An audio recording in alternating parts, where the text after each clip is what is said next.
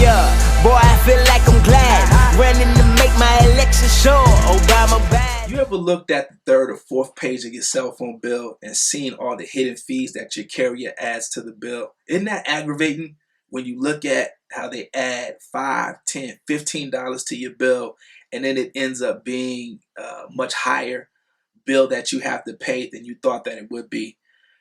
Romans 6:23, the Bible tells us that there's a cost associated with sin.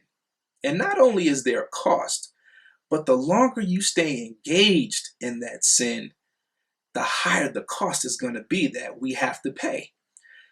Similar to those hidden fees and taxes, the cost that we have to pay ends up being a lot higher than what we had anticipated. And not only is there a cost for sin, but there's also a cost to be great. There's a price that has to be paid for greatness as well. And what happens as we stay engaged in sin over an extended period of time, we end up spending the investment that God has put in us, the talents and gifts that God have deposited in all of us. We end up spending that investment on the cost that we have to pay for the sins that we've been engaged in. Now, here's the tricky thing about the enemy. The devil is really, really tricky. See, Satan's plan is to steal not only our faith, but our focus through nickel and diming us through sin.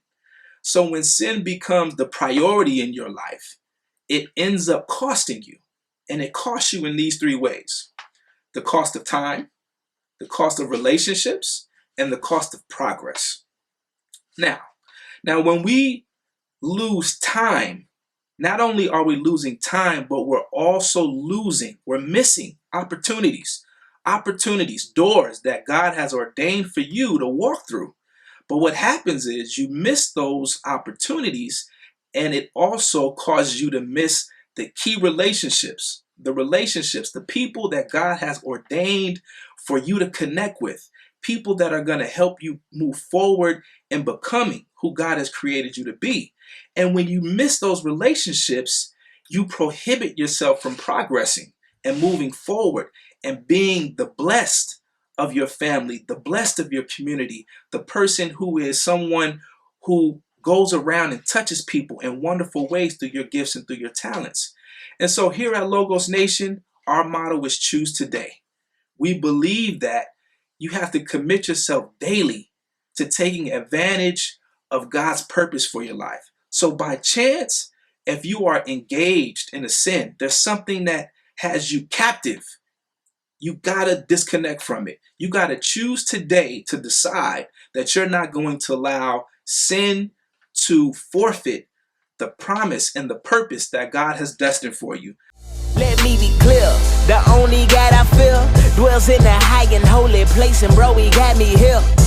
My soul got purchased and my sin got kicked off. Won't be no return, prepare for lift off. Well, you got me up so high, I don't see me coming down. If you only knew what I went through, but I'm still standing now. And you know I don't care about no hate, these clouds in my face, I get higher, higher, higher.